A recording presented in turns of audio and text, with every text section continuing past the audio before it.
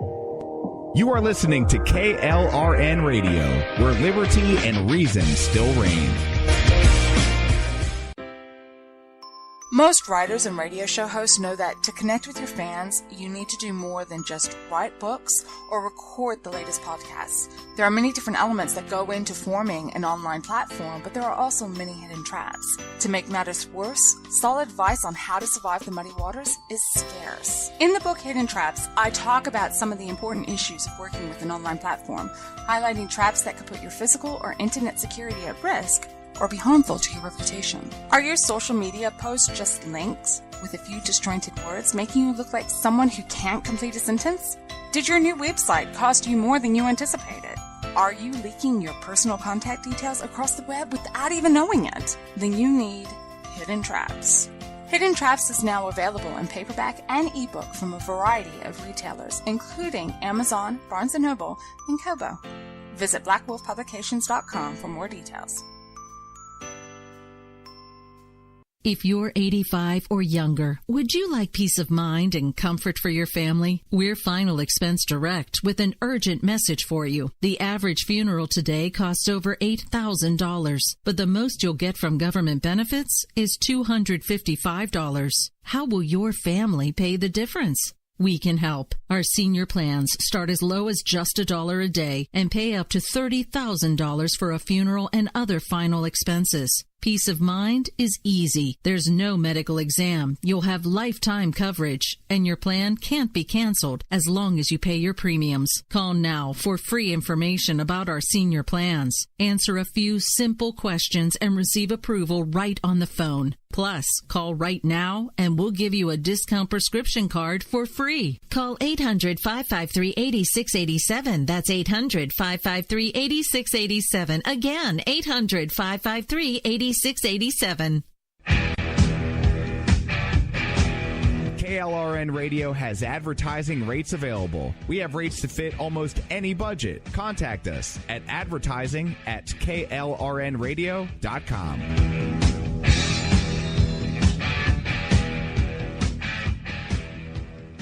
Everyone loves liberty. Our rights come from God, not the government. So why are you letting other people tell you what's best for your health care? Exercise your freedom with Liberty Health Share. Liberty Health Share is a community of people who voluntarily share one another's medical costs. Liberty Health Share is founded on the idea that most people truly want to help one another. Healthcare sharing allows members to do just that as a true community that supports one another in times of need. Liberty believes people should make decisions for themselves and their families. Members are able to take back the freedom to make their own decisions about their health care. Freedom from guilt or doubt about how your money is used. You have the freedom to direct your health care, not to be dictated to by bureaucrats. Stop letting others tell you what to do and join a community of like-minded people. Exercise your freedom. Join Liberty Health Share and take back the control of your health care while helping those around you. Call Liberty at 855-58-LIBERTY. Again, that's 855-58-LIBERTY for more information, or you can check them out at libertyhealthshare.org. Again, that's libertyhealthshare.org.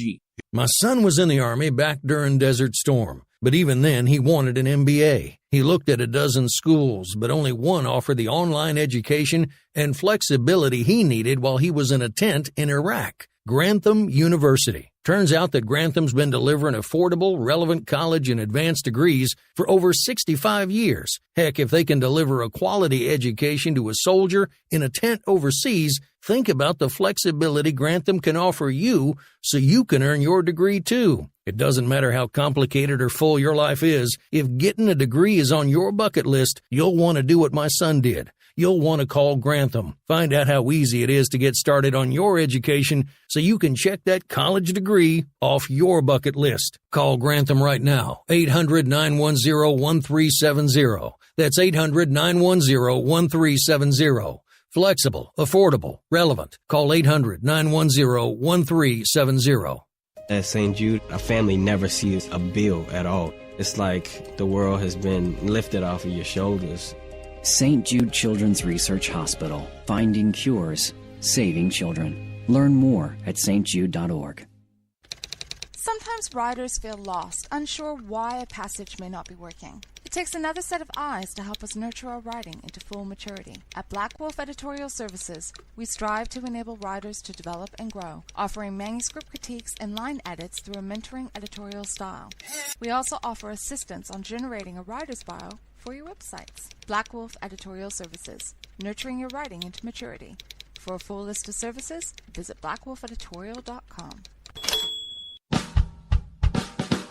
You're listening to the Spark Radio Network, internet radio like you've never heard before. Innovation, creativity, and imagination are all said to begin with a spark. So fasten your seatbelt and take the ride of your life and listen for the spark.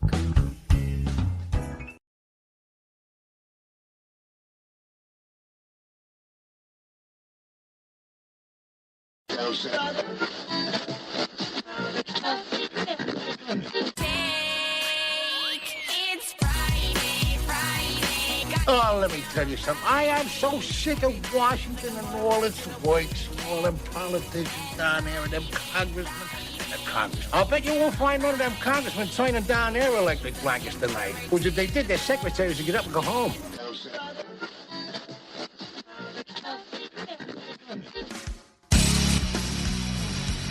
We gotta do something. Absolutely. You know what we gotta do? Toga party. Toga! Toga! Toga! Toga! Toga! Toga! Toga! Toga! Toga! Toga! Click, click, boom! I'm coming down on the stereo, baby on the radio. Click, click, boom! I want you to kill every golfer on the course. Check me if I'm wrong, Sandy, but if I kill all the golfers, they're gonna lock me up and throw away the key. All right. It's Friday night, which means it's time for Robinson and Wright. And for once, we're pretty close to on time. This is the Robinson and Wright Show coming to you live right now from KLRNradio.com, where we do this thing every Friday night, typically at sometime around 11 p.m.-ish Eastern. And we are also now available on iHeart, iTunes, Stitcher, SoundCloud, FM Player, and like a bazillion other places that you may or may not enjoy podcasts. We have a lot of stuff to talk about this week, but, you know, the title of the show kind of says it all. We called it, and they know it, and you'll figure out what we're talking about in a second. Hey, Dan, how are you? I'm good. How are you? I know you're nail biting right now. Yeah, I know, right? You guys know Friday nights, small town, football's pretty much all you got. My son is in a nail biter. It's an away game. I didn't go because it's like an hour and a half away from the house. They are now in second overtime and tied up yet again. So this may or may not be the end of my son's undefeated season so far, which I would say has me biting my nails, but I really don't have any to chew, so I may or may not have bloody stumps before the night's over with if this continues, because even the wife's like, dude, I'm seriously about to have a heart attack. That's what her last text says, right? Right as we're rolling the intro, I get a text message that says, I'm seriously about to have a heart attack. First overtime is done, tied again, second overtime is starting now. I'm like, oh my God. No. But anyway, so yeah, we spent a lot of time talking about football last week, so we probably don't really need to do that quite as much this week, even though I kind of enjoyed that conversation better than the political one. But I have to say, as petty as it's going to make me sound, because I know it's terrible that everything that we have said was going to happen is basically happening, I'm really enjoying folks like Ann Coulter suddenly jumping on the Trump sucks wagon. It's been interesting. Yeah. I had a couple things to say to Ann Coulter this week, and they weren't very nice, but almost more of a welcome aboard. Yeah, and then you have Mr. Bill Mitchell, who is I guess frantically like trying to rescue himself because he's hitched his little wagon to the Trump train, and now that people are like, this is not what we voted for, he's like, calm down, people. I trust Donald Trump. I voted for his judgment. Then you were more high than I thought when you went in the voting booth if you voted for Donald Trump's judgment. I'm just saying. Oh, I like the whole see what he's doing right now is he's just luring the Democrats in. He's playing them. Really? Is he? No, he's sure about that? He's being played by them, maybe, but he's not playing them.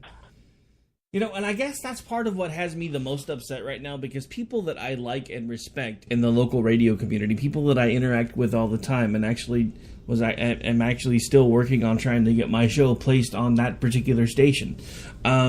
They're now using leftist talking points when it comes to DACA, because I hear them now all the time. Why is everybody so mad that the president wants to do something with DACA? Do we really want to send all these great kids home? They're not effing kids. 80% of the people that came here through DACA are now adults between the ages of 22 and 28 years old. What have they done to start working on making themselves legal now that they've been able to quote unquote come out of the shadows? Nothing, because they don't care about being legal. That's my problem. It's not the point that, you know, they were brought here, they didn't have any control over it, their parents did it, yada yada yada, blah blah blah. You know what? That's all great, that's all well and good. Once they're 18 years of age, they need to be given a point in time to start following a process to start either becoming a legal resident or a legal citizen. But by no means should they ever be jumped in front of anyone else who is trying to do it legally in the first place. But this whole thing now that DACA is supposed to be the end-all, be-all of whatever the hell we're working on right now, BS. I want Obamacare repealed, and I want somebody to put a muzzle on Uncle Speedo because he's running around talking about single parent for all. I'm over that crap. I don't want to hear about that. I want things fixed to the point where the government is out of my business, not further in it. And why are we not? What happened to working on the tax code? He did a whole victory lap when the Obamacare thing fell apart. But like, that's all right. We're working on taxes next. Really? You ain't working on nothing. You're having circle jerk sessions with Democrats. What the hell are you working on? Sorry, I'm a little angry. Nothing. What has happened? What has gotten done? I mean, I was really hoping that the administration would start first thing after the inauguration with, to be honest with you, with tax reform. Well, instead they decided to start with Obamacare reform.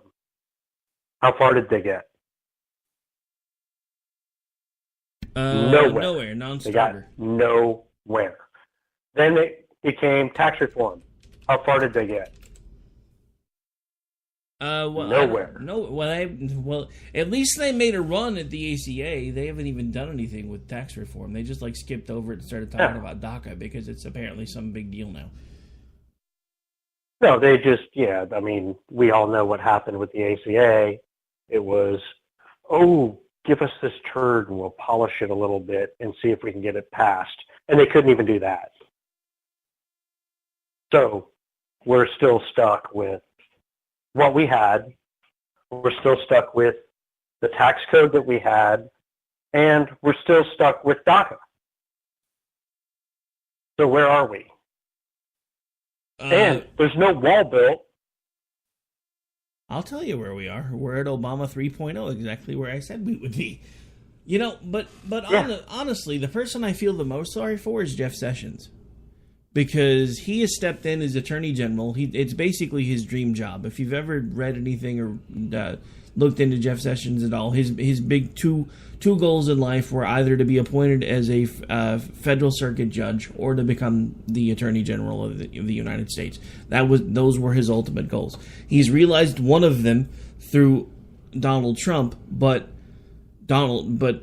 Sessions comes out and says, hey, we're going to start enforcing rule of law when it comes to immigration. And then Donald Trump comes right out behind him, cuts him off at the legs and is like, yeah, not so much.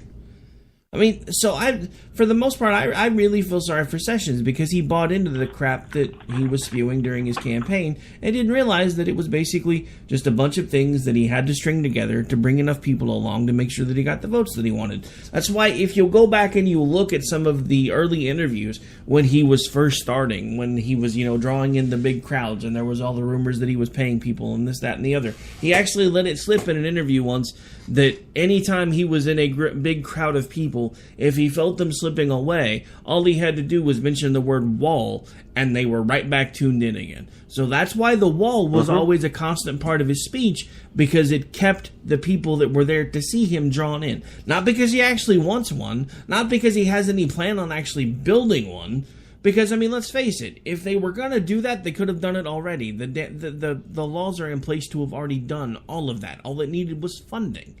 But they can't do it because they won't do it because each side wants illegal immigration in one form or another for one reason or another. And that is what has made me the most upset about all of this, because for the last 10 years I have been standing on my little anthill telling everyone that would be willing to listen that politics was nothing but a brand war. And I keep getting suckered in as I go along, and I get more and more familiar with people and start to get to know people that are on the inside of it, and they're trying to make changes, and they're trying to do this, and they're trying to do that, and like, well, come along with us. We're going to fix it. And then we do everything we can do to try to help push it to make changes, and then it all falls apart again because once it gets to D.C., whatever gets into D.C. never comes back out the right way again. And I'm just over all of it at this point. I'm tired of seeing friends take other friends apart at the knees because we differ slightly on one thing or another. I'm tired of the infighting. I'm tired of the backbiting. I'm tired of the press making fools of all of us while Donald Trump is basically sitting back doing whatever he's doing, which is not a damn thing that we've elected him for.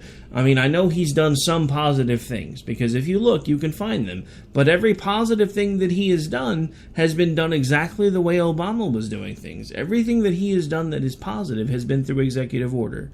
And that is not acceptable to me, because I don't like presidents ruling by edict. That makes them rulers, not presidents. Absolutely. I mean, it's that's why I really haven't praised a whole lot of what he's done, because I did not like the EOs from Obama. And to me, if I praise any of the EOs from Trump, I mean, an occasional executive order is okay. Sometimes it's in order. But I mean, and I'll be honest with you, George Bush had a lot of them too, but George Bush had a very, very, very different situation, especially at the beginning of his administration, than either one of, either Obama or Trump have. I mean, there was some pretty serious circumstances at the beginning of George Bush's administration. I mean, I don't think anybody can argue that.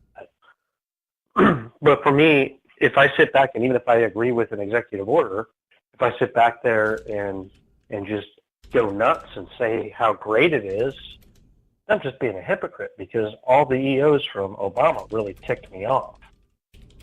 So I won't sit back and praise them. I will say, Gorsuch, fantastic. Awesome pick. I'm starting to get to the point where I'm like, okay, and I mean, some of his cabinet picks were great, but what was the thing? No. And the what's been done? Yeah, that didn't get done. Honestly, he is what we said he was. And we've been, I was saying it from the day he announced he was going to run, that he would be a mistake. And and boy, I get yelled at about it constantly, but I'll still say it. I'm glad Hillary's not president. I guess that's a plus. So we have Gorsuch, and Hillary's not president. That's about where I am right now. Yeah, I mean that's not. I mean that's exactly where we are. That's where we are right now, and yeah, and watching, we mentioned her at the opening. I mean, watching Ann Coulter now break down and say that basically Trump is toast. Well, yeah. What did we tell you? I mean, I told her, I said, I basically on Twitter, I said, you spent the entire election acting like a doting mother. And now what? I guess you're disappointed in your son? I mean, the people like her and, you know, Sean Hannity and John Cardillo all just now up in arms over Trump. Well, we told you. Wait, Hannity's We up in told arms you. now? Because the last time I saw, he was still trying to defend him. Did something change? He's trying to defend him, but he's trying to defend him in a kind of a, well, listening to him it's painful because he knows. He absolutely knows. No, he came out and he said a couple things of kind of like, what is he doing? Well, he's doing exactly what we told you he was going to do. As you were, you know, proverbially underneath his desk. I mean, if you want a cheerleader for Trump, Sean Hannity was it. And you're going to watch the backpedaling start to happen. Well, he has to do it now to save what's left of his career. Yeah. Yeah, I really hope he doesn't save what's left of his career. I don't think there's anything left of his career. I mean, Fox News actually moved him back to 9 o'clock, which surprised me. Because they gave Laura Ingraham a job. She's going to be on at 10. She's another one that's now like Trump is toast. Well, you know what? You're another one. All you did, all the way through the primaries and the election, was talk about how amazing Trump was going to be. And now you're backpedaling. And now she's going to be I'm waiting. Oh, I hope there's some more behind-the-scenes sound bites of her. Because those are some of the best in the TV industry. Of what a just complete and total witch she is behind the scenes on a television show. So wait. So that's what I'm glad for. That's what I'm glad for is Laura Ingram's going to have another TV show so we can get more sound bites of her being a witch behind the scenes. So wait, so I know, well, there for a little bit they had, because I honestly don't watch Vox that much anymore, but I know that at 8 Eastern they had, I never can remember his name. Tucker Carlson. And then for a while they had the 5 coming on at 9 Eastern. Right. So what happened to them? Correct. Well, what is happening is the 5's moving back to where they're supposed to be, which is at 5. Yeah, that's why it was called the 5. And Hannity is moving to 9 o'clock. Laura Ingraham is coming in at 10 o'clock. Well, so it's going to be Tucker, Hannity, Laura. Honestly, the only reason I watch Fox News anymore, ever since they got rid of Red Eye, was for the 5 and for Tucker. I hadn't even really watched O'Reilly in forever because he had gotten to the point where he was so completely full of himself. It's awful. I mean, it's terrible. I mean, and I get it. The dude was like the number one TV talk show guy in the nation for like forever. But when you let it start getting to your head as bad as it was getting to his, it's time to go. I mean, and I've said the same thing about Rush Limbaugh, and that's hard for me to say because I grew up watching Rush Limbaugh. In high school, I found Rush Limbaugh on a TV show in high school before I ever even found him on talk radio. And I've listened to Rush for years. I've actually had stations that I've worked on where people have come in at the end of one of my shows that they've heard and they've been like, dude, you are literally the next Rush Limbaugh. I've never heard anybody that can do a solo show the way that he can, and you are about as close as I've heard since then. And that used to be a compliment. Now I hear people say that and I cringe. I'm just like, please don't ever say that again.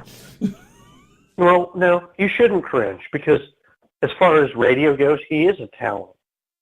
You know, but I mean, he went the same way of people like Hannity. I mean, I used to religiously listen to Rush, and he's brilliant. He's a great radio guy. I took a lot of him as a little bit of parody because his sarcasm did it. But I liked that. I thought that was great. I would still take it as a compliment. Still a great radio guy. He may tick me off, and he may have let things go to his head, but still a great radio guy. If you listen to him, he's a great radio guy. Oh, I know. I mean, you got to remember, he's the guy that basically started talk radio. Nobody knew what talk radio was as far as political talk radio before Rush Limbaugh. Nobody even knew what to do with it before Rush Limbaugh. He basically cobbled a deal together and got himself some airtime. And the only reason it ever even took off was a little company called Snapple that had just started. He was drinking it on air before they ever even started paying him. And he was about to go to a break, took a sip of his tea, and started talking about the tea and talked about how great it was. And all of a sudden, this little company that nobody had ever heard of started getting phone calls off the hook, and they kept asking people, well, where are you hearing about us from? We haven't even been around that long. And they found out Rush Limbaugh, this new guy who started this new format called political talk radio that nobody had ever really used before other than NPR, it was like some new big sensation. And I mean, actually, they had a partnership for a long time. They were one of his original sponsors. This is how much I part of why I do what I do is because I listened to folks like Rush Limbaugh and Sean Hannity back before they went nuts. And I took everything apart that they did. I put it back together. I figured out what worked. I figured out what didn't. And then when internet came along, I figured out there was a way for me to do it without having to be able to have an in to get to a radio station. Because that's the thing.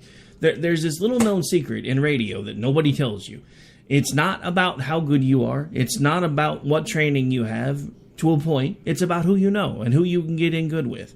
That's how radio works. It's still one of the last good old boy areas where that's still how it works. So that's why a lot of these terrestrial guys that I'm finally starting to get in with, they hate internet guys. It takes me weeks, months to get in with these people and even get to the point where they will start talking to me because they look at us like they're redheaded stepchildren, and it's because some of them are starting to understand that everything is going to go the way of internet radio. And that's what I've been telling everybody now for nearly a decade was, wait until the 2020s, 2025, 2026. Nobody's going to say internet radio anymore. It'll just be radio because everything's moving to internet. Your TV shows are moving to internet. Your radio broadcasts are moving to internet because it's easier. It's cheaper to maintain. And we were one of the first ones doing it. Well, there are other people that have taken off faster than us, but lucky for us, most of them hooked their wagon to Trump to try to get rich quick. And I think when the dust settles, we'll still be here, still be strong, and everybody's going to go, who are they again? Yeah, well, it's funny. You mentioned something that really kind of sparked something in my brain. And, with Rush and Snapple.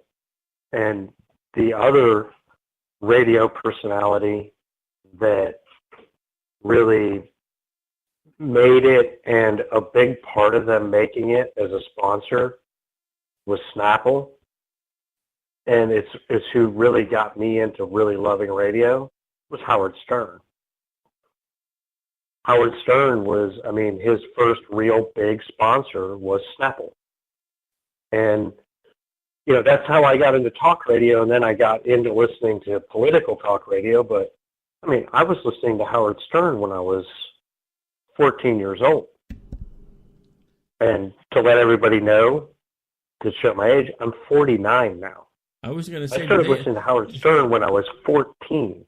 And that's when I discovered, there were a couple other shows in the Washington, D.C. area that I listened to, but I got to the point, at that point, I preferred listening to talk radio over music radio. And I'm kind of a quasi-musician, and I love music. But when it came to radio, I wanted to hear talk. If I wanted to listen to music, I listened to music. I did not like music radio.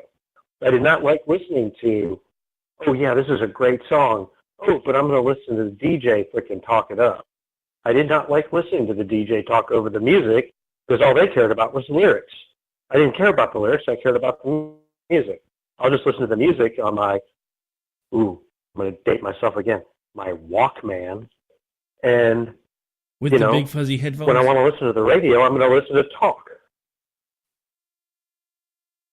I was listening to the Howard Stern show, and I was listening to Doug Tracht, who was the grease man in Washington, D.C. I was listening to talk radio when I was 14 years old. Great medium. Awesome.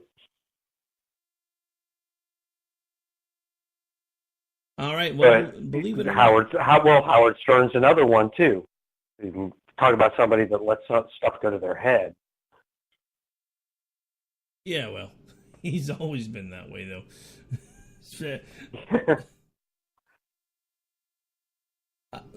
All right, well, we are at bottom of the hour, so we're going to take a really quick break. When we come back, we'll keep talking about the conversation, news and events of the day, etc. right here on Robinson and Wright.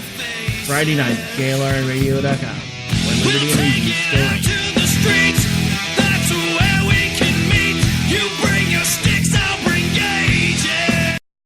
Everyone loves liberty. Our rights come from God, not the government. So why are you letting other people tell you what's best for your health care? Exercise your freedom with Liberty Health Share. Liberty Health Share is a community of people who voluntarily share one another's medical costs. Liberty Health Share is founded on the idea that most people truly want to help one another. Healthcare sharing allows members to do just that as a true community that supports one another in times of need. Liberty believes people should make decisions for themselves and their families. Members are able to take back the freedom to make their own decisions about their health care. Freedom from guilt or doubt about how your money is used. You have the freedom to direct your health care, not to be dictated to by bureaucrats. Stop letting others tell you what to do and join a community of like-minded people. Exercise your freedom. Join Liberty Health Share and take back the control of your health care while helping those around you. Call Liberty at 855-58-LIBERTY. Again, that's 855-58-LIBERTY for more information, or you can check them out at libertyhealthshare.org. Again, that's libertyhealthshare.org.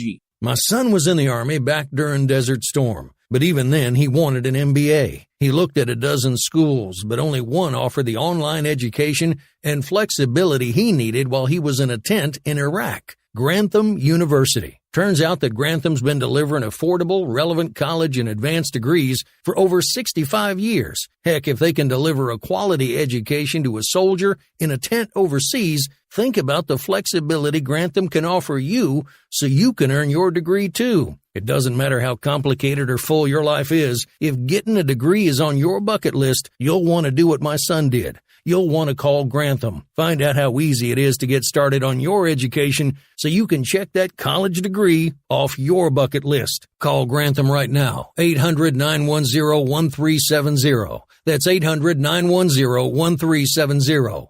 Flexible, affordable, relevant. Call 800-910-1370.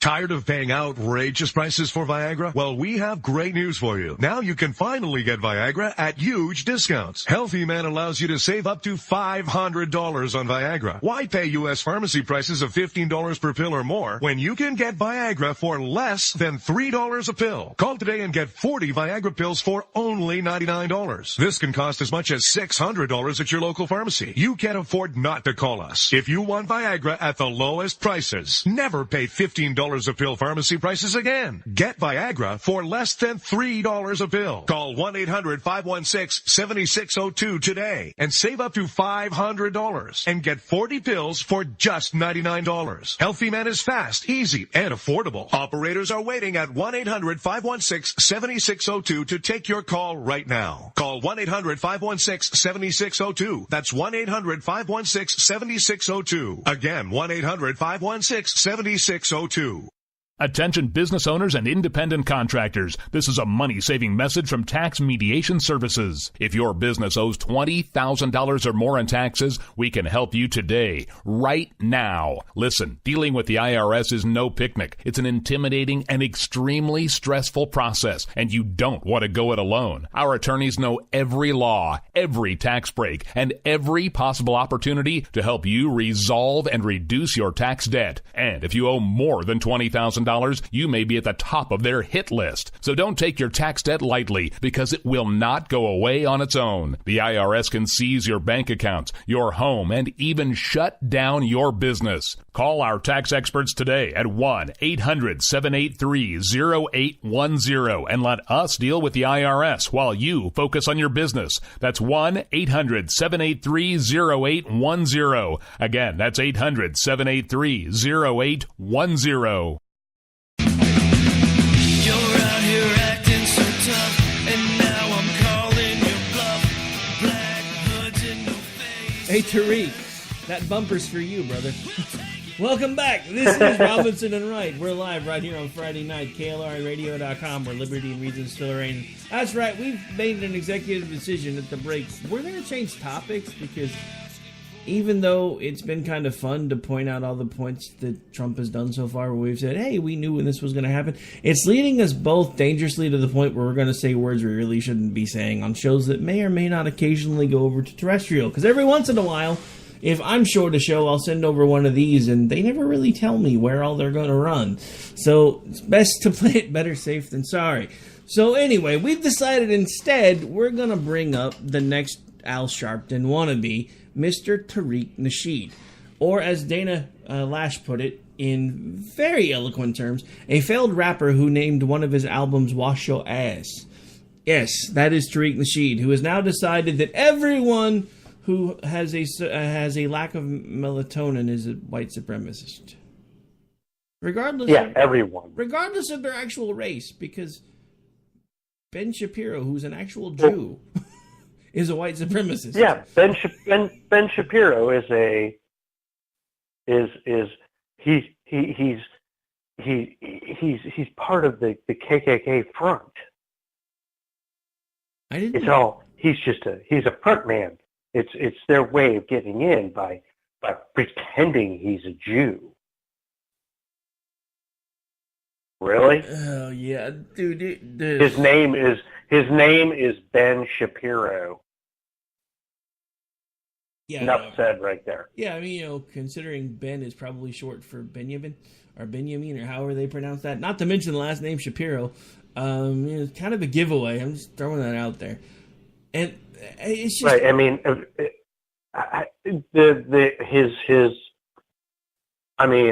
he started a hashtag to go after Ben Shapiro, and Patricia Heaton basically quote tweeted him and said something along the lines of, "Well, it's funny because when Ben Shapiro comes to my dinner parties, he won't eat any of the non-kosher food."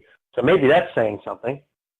Yeah, not to mention the fact that to which Tariq Nasheed called her, Patricia Heaton called her a racist. Oh yeah, I know. A white supremacist. Called her a white supremacist. The woman who is on the board of and donates tons of money to a foundation that gives scholarships to black people. She must be a white supremacist. Well, to be fair, some of that, I think, because if you'll notice in some of the areas where he's dropping the words white supremacy or white supremacist, they really don't fit very well. So if you go back through and you reread it and you put the word white privilege back in, which I think is the word that everybody was using up until 5 minutes ago, you would see that a lot of the sentences that he's using make much more sense. What's happened is they've gotten marching orders now that the phrase white privilege is no longer allowed.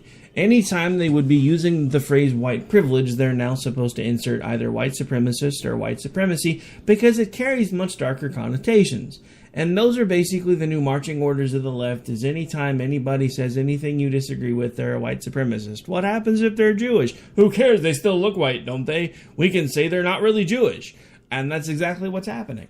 Because there are actual people that don't realize that, Jewish is not just a religion. I was actually in the middle of a thread with a dude who was all over Jen from Jen and Rick, basically for trying to point out, Ben Shapiro, while he may or may not be a practicing Jew, is actually ethnically a Jew. And what's that even mean? So he can pretend to be another race? He's not pretending. Well, his family came from Russia. Well, yeah, you remember, the Jews were kind of scattered to the four corners of the globe at one point. So, yeah, they may have come from Russia because there were lots of Jews. There was that actually bloc. At one point, and this would be before the Nazis, there was a big push to eradicate the Jews in Russia. But people ignore that fact.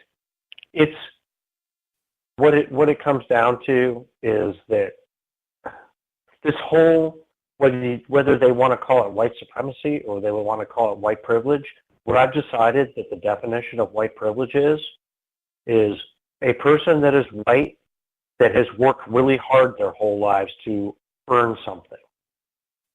That's privilege, apparently. It's the privileges. I mean, I work very hard. I've been very successful in the career I'm in. I have. I don't, at the moment, have a lot to show for it. But that's my white privilege. My white privilege was being able to work very hard, be very successful in what I do, and get divorced and lose just about everything, and now work at getting it back. I feel so privileged right now. I'm so glad that my white privilege has given me that. I'm sick of it. I'm done with it. But I want them to keep pushing it. I actually do. I want them to keep pushing it, because the more they push it, the more people get really tired of hearing it. I'm really finding that. You know, I mean, whether they're tired of hearing it because it's against them, or whether they're tired of hearing it because they realize this isn't going to work and it's really going to hurt our agenda, it's really starting to happen. I see it. I have friends that are, and family members that are progressives, and they're kind of like, yeah, I don't know where this is all coming from, and I don't know where it's all going, but it's not going to work. But it keeps getting pushed, so let's let it go. Well, I mean, I've admitted it. I'm a racist. I'm a white supremacist, racist, misogynistic, homophobic bigot. That's what I am. Because that's what everybody calls me. So it must be what I am, so I'll just own it. You know what? Instead of saying all of those terms, we should just, because the leftists reappropriate words all the time. We should just start calling ourselves supercalifragilisticexpialidocious, because by the time you string all those things together, it's about what it sounds like anyway. I'm going to make a word out of every letter in all of those words. That's my mission by the show next week. And it's not going to be supercalifragilisticexpialidocious. So in other it's words, going to be something else. So in other words, you don't like my idea. Fine, I don't like you anymore. No, I do. No, your idea sparked my idea. I'm going to take all of those words and I'm going to make an actual word out of them. Nice. So yeah, right now I'm in an argument on on Twitter with a moron who's trying to compare ESPN, who's backed by Disney, to Fox Sports, because ESPN's been around for decades. Fox Sports has only been around for like 3 years. This dude swears up and down that Fox Sports, bid for NASCAR like 4 years ago, but they haven't even been around for that long. I don't really want to point that part out though, because basically Fox Sports carried the race where Dale Earnhardt died in 2001? Yeah, but I don't think it was like... I think back then it was like Fox Sports. Oh, not like Fox Sports Cable. Yeah. It was actually... Oh. So Fox Sports 1, Fox Sports 1's been around for at least 6 or 7 years. Yeah, but not nearly as long as ESPN. So there's this big argument going on between ESPN and Fox right now. And I don't even remember what started it, but some dude was being a complete numbnuts. And I'm like, look, dude, it's pretty simple. Ever since ESPN started jumping to the left, everything's leaving them. I said they've managed to kill football. That I actually turned Rush Limbaugh on for a few minutes today because the wife and I were in the car headed to a funeral.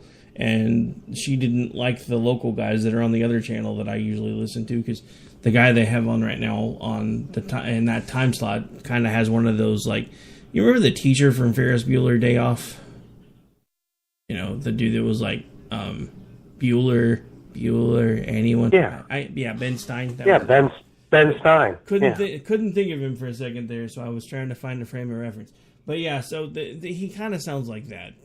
Really smart guy, but just probably not the best person to do a radio show. So we flipped back over to Rush because, the wife listens to Rush when she's at work.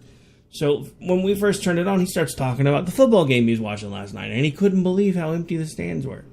He's like, back in the day when football was making money, they had a blackout rule so that if there was a field that was empty for some reason, you couldn't see it on TV. He said things have gotten so bad they've had to do away with the blackout rule, because if they still had the same blackout rule they had for forever, then you'd never be able to see a game on TV. He said everywhere you looked, the stands were empty. And he said, no, granted, now most of the stuff from the seats, that's not really how football makes its money. He said that's how the visiting team recoups a lot of their traveling expenses, is they get like 40% of the ticket take. But he said he said it today. I mean, not in these exact words, but he's like, football's dying. And the weird thing is, he's not the first person I've heard this from. Everybody that I know that is involved in broadcasting in one way or the other, that has actually been talking to people, is like, we give it maybe 10 years tops and football's going to be no more. I was like, well, and I actually sat down and I talked to somebody the other day about it. I'm like, well, what do you mean? He said, well, take this as an example. He said, I am a Pee Wee League football coach. He said, I teach 4th and 5th graders to play football. He said, the area that I'm in, the schools don't do it, so we've got private leagues. He said 2 years ago at this time, we had enough players to do 16 teams. 2 years later, same age bracket of kids, we have enough for 4 teams. Yeah. Well, I saw it starting to happen here a little while back. I mean, my son played it was right before he started middle school, and he had been playing on the same team. The way they did it here is you had a team, and it had 3 different levels. So you were on the same team. He was on the Hornets. So through 3 different levels of play, he was on the Hornets. His last year, they couldn't field a whole team. They had 12 players, so they literally have 11 guys playing both sides of the ball, being back and forth. Both sides of the ball. The whole season. The interest is waning. Now, when you talk about professional, I'll tell you that, and they're here this weekend, and this is going to be one of the rare weekends I actually miss it. The NHRA is here in Charlotte this weekend. Now, Fox picked the NHRA up last year from ESPN, and ESPN's coverage was horrible. I'll just say it. It was terrible.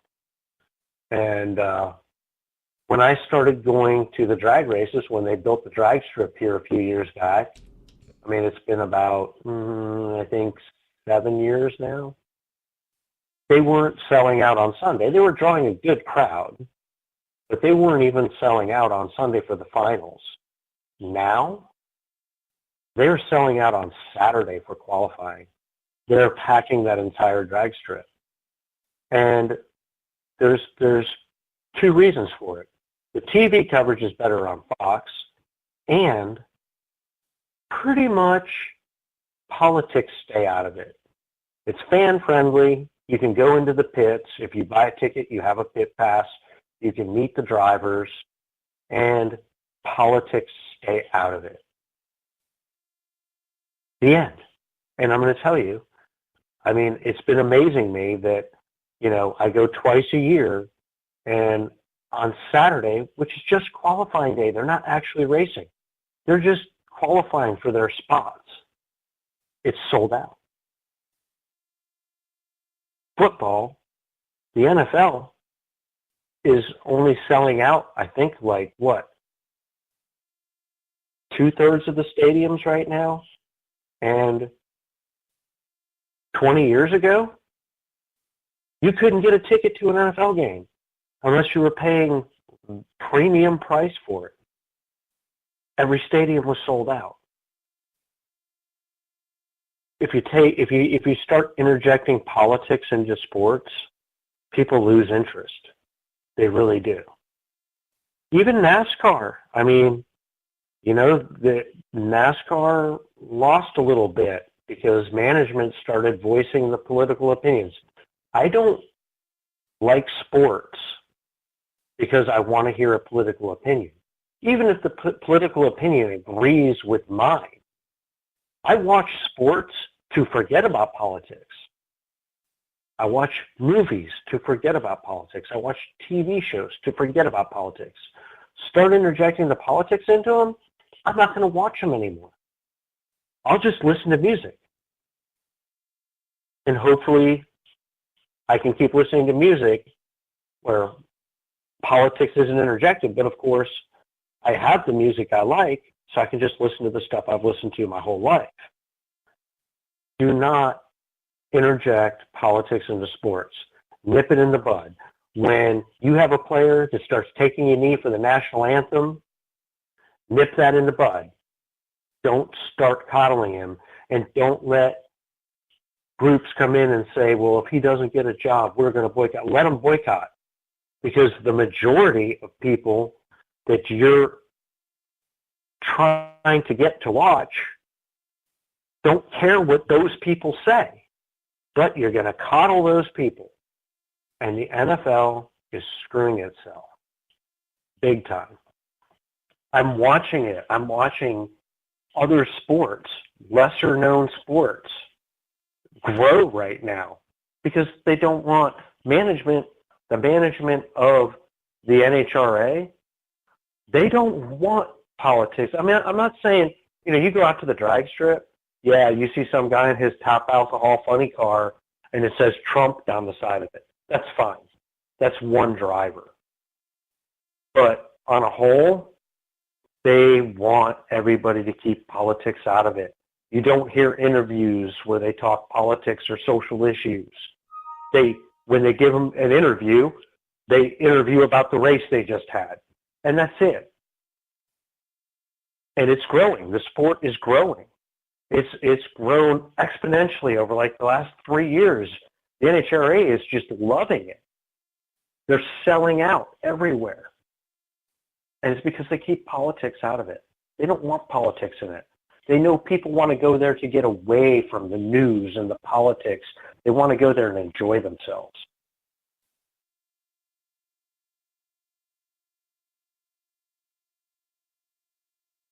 Yeah, I know. Well, that's what everybody seems to be losing sight of. And, it's not even just the politicization on the left. Because I'm going to say something that I'm not sure everybody's aware of. Because everybody, we get all happy when we go to a football game and they have, the big military flyovers and this, that, and the other. Do you know how much we're paying for them to do that? You know how much the federal government is paying to folks like the NFL and NASCAR to do those flyovers? Which means we're paying for it? I mean, look, I get it. We're patriotic. But to me, we don't need the flyovers, the 500-foot flags. Just do the national anthem and get on with whatever you're going to do. Because we're broke as a country. Our national debt is continuing to climb under this administration, which is exactly what we said it wasn't going to do. We were told it wasn't going to do. We've now topped $20 trillion at this point and climbing? Over $20 trillion now. When does the balloon pop, folks? Yeah, and you make a good point. I mean, yes, for something special like the Super Bowl or, the Daytona 500. But yeah, I mean, I go to the Bank of America 500 here in Charlotte, and we get a flyover. It's cool. It's really cool to watch. Do I need it? Not really. I mean, NASCAR, I will tell you, NASCAR does a great job of getting great artists to come in and do the national anthem. That's all I need. It's really all I need. And then let's get on with the race. It's great to hear a great rendition of the national anthem, and let's get on with the race. Like I said, the flyovers are cool, but do I need it? No, I'm there to watch a race.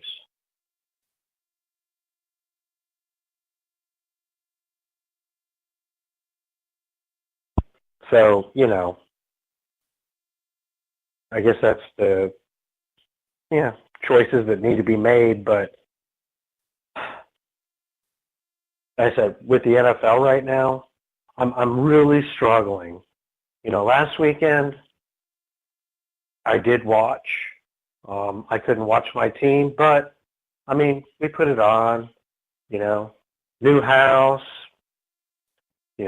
Cooking a big meal and keep football on. It was nice to do, but my interest, I don't sit glued to the TV to watch football anymore.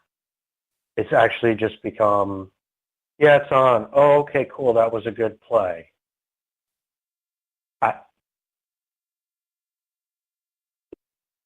Because the NFL, to be honest with you, has really turned me off.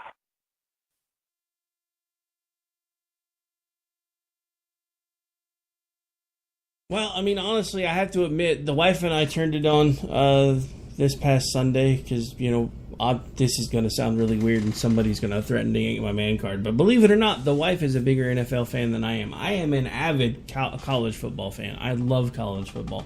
I have never really been a fan of the NFL. Now, it's different if I go to a game in person, which I used to be able to do when I was a teenager. We lived in Seattle. We went to pretty much...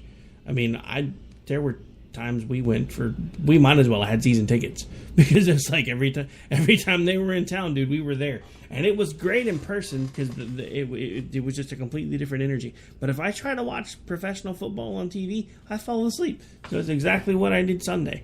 The wife was watching football. I fell asleep. She fell asleep. We woke up. We watched the next game for a little bit. Both of us fell back asleep again. And I'm just like, typical Sunday with football, and I'm sleeping my Sunday away. Well, yeah, and I'm a football fan, and now bigger. I have a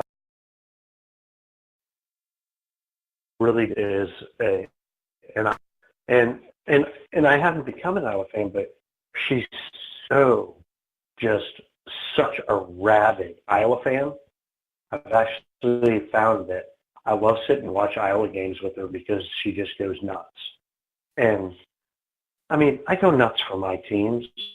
I've got a couple of college teams I really like, but watching her and watching how just absolutely, like I said, it's great. And we've sat with her and her husband and watched the Iowa games, and it's a blast. And watching Iowa play football,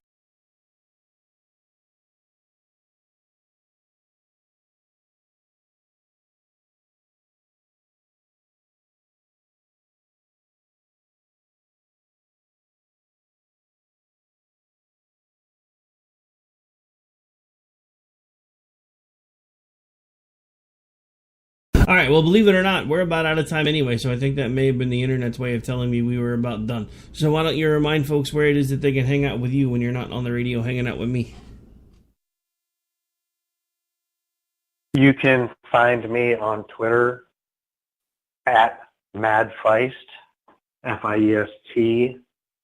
Yes, that's spelled wrong, and it is Feist the dog, but don't spell it that way. It's Mad Feist, and you can find me on Facebook, and it's just Daniel Wright. All right, and I, of course, am Rick Robinson, otherwise known as AOTR_host. You can follow along with me there on Twitter, or you can shoot me an email at rick@klrnradio.com. Starting next week on America Off the Rails, we actually probably will be doing a weekly mailbag. I'll probably maybe do, well, of course, mine would be Thursdays, because that's my last America Off the Rails show. So at least I won't be completely stealing Dana's idea, but I actually had this idea before I realized she was doing it. So, yeah. Anyway. Yeah. So we're going to start that new feature because I am actually starting to get mail, some positive, mostly negative. The interesting thing is I get negative mail from all sides because I'm either not supporting Trump enough or I shouldn't be supporting Trump at all. So we'll go into some of that next week, probably on Thursday's episode. And, of course, I will be back with you again starting Monday night. And stay tuned this next week. We have a couple of special episodes. We have our sponsor, Liberty Health Share. The executive director is going to be on with us for a couple of shows this next week. So make sure you tune in for those two. And on that note, folks, we are officially out for the night. I'm going to go because my internet is starting to act crazy again. We may or may not be about to be having another outage. Either that or my son really forgot he's not supposed to be playing online while I'm trying to do a broadcast. I'm going to go probably with that problem, too. All right, we're out for the night, folks. Take care. God bless. And just remember, we told you Trump was going to suck.